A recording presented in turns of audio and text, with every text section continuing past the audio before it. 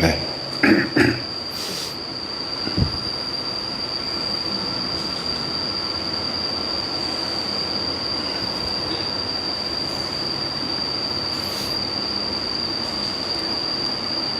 การให้ทานทานแล้วให้แล้วถ้าบ่มีความสบายใจบ่มีความพอใจก็บ่ต้องให้หลายๆคนที่ให้ทานแล้วเกิดความกังวลหรือบ่สบายใจก็นี่อีกอย่างหนึ่งอย่างเช่นว่าเป็นกฎของหมู่บ้านจังซี่ที่ว่าเก็บเงินละ50 บาทเก็บเงินละ100โดยอาศัยคำว่าบุญนั่นบุญนี่นั่นแหละบัดเฮาก็สังเกตเบิ่งนะว่ามันเป็นบุญจริงๆหรือมันเป็นอหยังที่เคลือบแฝงเข้าไปในความลื่นเลิกบันเทิงโดยเฉพาะคำว่าบุญบังไฟจังซี่บ่มีได้บุญบังไฟมันเป็นประเพณีการละเล่นของชาวบ้านซื่อๆเด้สิเอาคำบุญเขาว่าเอาคำว่าบุญเขาไปต่อเติมบ่ได้เอาคำว่าบุญมันต้องสงบมันต้องสงบเย็นสบายใจบ่แม่นว่าลื่นเริงบันเทิงแล้วก็เกิดเรื่องราวสิตบต่อยตีกันซุมื้อนี่มันบ่เป็นแล้วล่ะบ่เป็นบุญแต่ก็มันบ่แม่นบุญบ่แม่นคำว่าใส่คำว่าบุญไปใส่ได้แต่น่าจังว่า หรือบุคคลที่ต้องการที่สิให้ทานกะหมู่ภิกษุสงฆ์สามเณรใดก็ช่างถ้าให้แล้วบ่สบายใจก็บ่ต้องให้การฟังธรรมก็เหมือนกันถ้าฟังธรรมแล้วบ่สบายใจก็บ่ต้องฟังการคบคนก็เหมือนกันคบแล้วทำเหตุให้ตัวของเดือดร้อนวุ่นวายแล้วก็บ่ต้องคบว่าจังว่าพวกเฮามีสิทธิ์ที่จะเลือกได้ในขณะนี้ในขณะที่มีชีวิตอยู่ให้เลือกเอาคือเขาจะว่าไปที่ชอบนั่นแหละที่ชอบก็คือที่พอใจแต่ว่าในคำว่าที่พอใจนั้นโดยบ่ให้ผู้อื่นเดือดร้อนเสียชีวิตและทรัพย์สินนี่ต่างหากจึงจะเป็นความปลอดภัยปลอดภัยสำหรับตัวเองนั่นแหละถ้าทำผู้อื่นเดือดร้อนตัวเองก็เดือดร้อนอย่างสั้นว่าทุกคนพยายามสั่งสมสิ่งที่มันเป็นบุญคือสงบเย็นภายนอกคือบ่เกิดเรื่องราวต่างๆในทางร่างกายทั้งเสียงทั้งอหยังที่โกลาหลนี่บุญภายนอกบุญภายในคือใจสงบเย็นสบายเหมือนกับการให้ทานแหละคนส่วนมากให้ทานไม่ต่างจากเปรตเข้าใจว่าคำว่าให้ทานอย่างเปรตให้ทานพออยากได้ให้ทานพออยากเป็นนั่นอยากเป็นนี่ให้ของที่น้อยแต่อยากได้มากคือบอกเข้าท่าน20 บาท30 บาท100 200ก็แล้วแต่มีการขอมีการแลกนี่เรียกว่าให้ทานอย่างเปรตเอาของน้อยไปแลกของมากซึ่งมันเหนือมันเกินความจริงอธิษฐานขอนั่นไปหันได้วันนี้ขอให้เป็นเศรษฐีมั่งนี่ก็ให้ท่านอย่างเปรตขอให้ได้เกิดเป็นเทวดานี่ก็เรียกว่าให้ท่านอย่างเปรตถ้าอยากได้ก็อยากได้เรียกว่าโลภมันละขอให้ได้เกิดเป็นผัวกันเมียกันอีกมันนี่ก็ให้ท่านอย่างเปรตอีกคำว่าอยากคำว่าโลภนี่แมนเบิดถึงกับว่าแต่ละคนให้ท่านอย่างเปรตบ่ได้ให้แล้วสบายใจเด่นให้แล้วก็กังวลให้แล้วก็ลุ่มร้อนให้แล้วก็หวังนั่นแหละให้แล้วว่าสบายใจให้ทานอย่างเปรตให้ทานอย่างเดรัจฉาน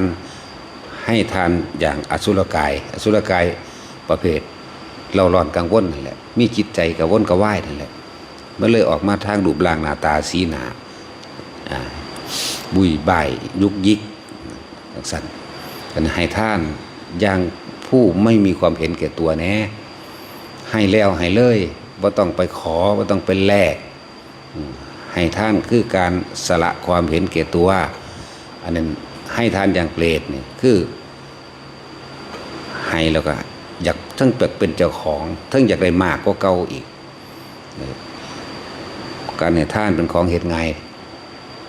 เดี๋ยวพุทธเจ้าทุกพระองค์เวลา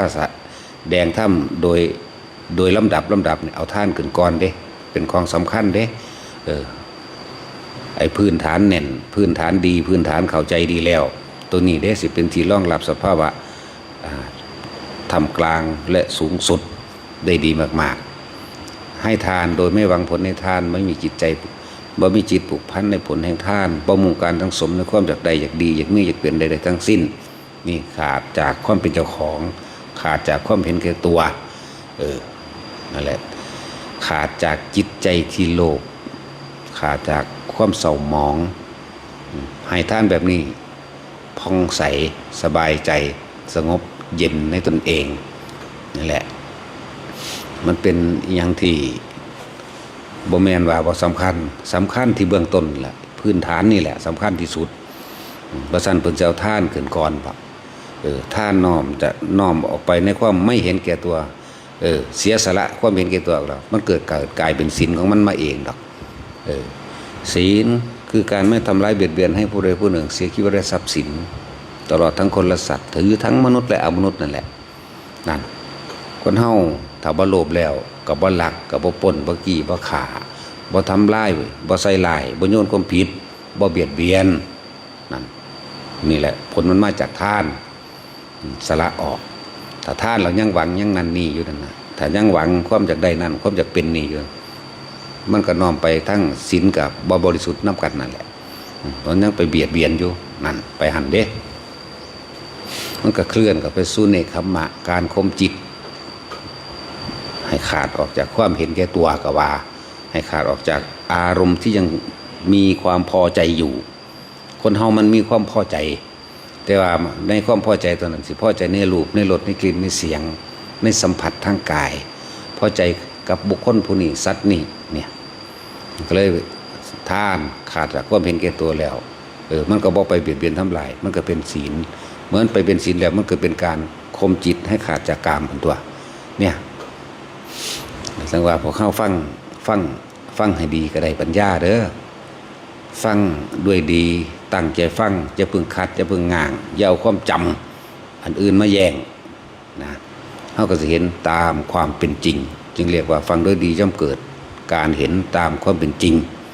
จริงกับชีวิตจริงจะคล้องเองนั่นแหละบ่ได้กินกับผู้อื่นดอกกินกับตัวเองนี่แหละเฮาไข่ท่านโดยความบ่ได้ปรารถนาอยากได้หยังบ่หวังผลอีหยังเลยสบายนั่นจริงบ่ล่ะนั่นแหละแต่เฮาบ่ไปเบียดเบียนทำร้ายให้ผู้ใดผู้หนึ่งเสียชีวิตและทรัพย์สินตลอดทั้งคนและสัตว์เฮาก็อยู่ปกติสุขสบายคือกันนั่นแหละสองอย่างนี้ก็เป็นผลสู่เกิดความว่างความเห็นแก่ตัวนั่นเองนั่นคำว่าเนคขมะคือบังเครื่องข่มจิตหรือเครื่องทำให้ออกจากกามเด้เนคขมะก็ดีพระเจ้าแปลว่านักบวชมั่งบวชกรรมฐานมั่งก็แล้วแต่ตัวพี่ต่างหากล่ะกับว่าพิษดอกมันมีหลายนัยยะจังว่าอย่าให้ท่านยังเปรตเด้ออย่าให้ท่านยังสัตว์พวกเข้ามาปฏิบัติธรรมก็คือกัน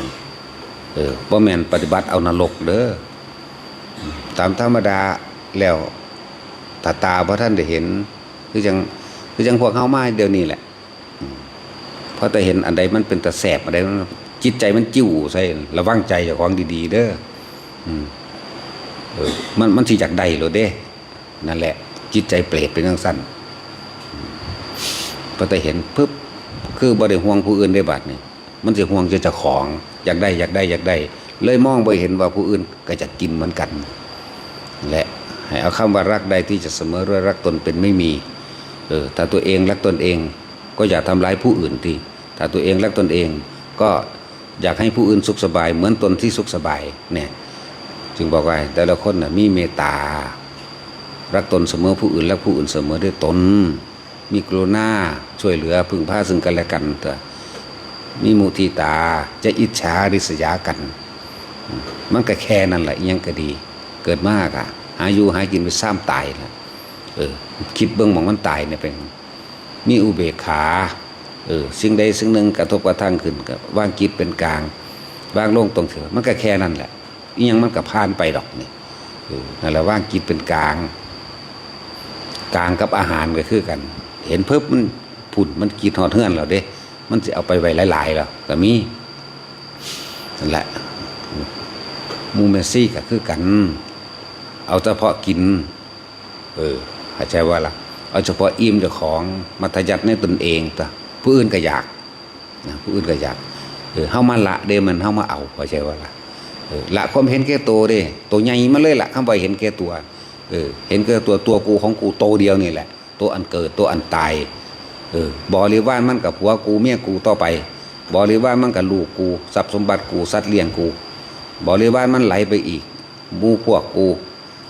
ลูกน้องกูนี่บริวารมันแต่เห็นตัวจริงของมันคือตัวกูของกูอันนี้แหละตัวสำคัญนั่น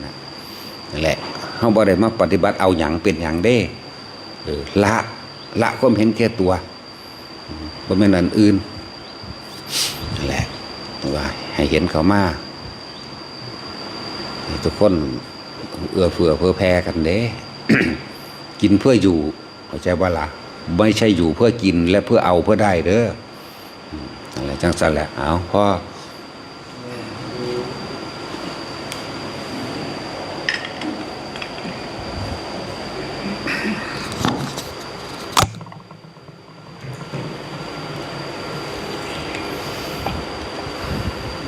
ถาวาริวหาปุราปาริปุเรนติสาคารัง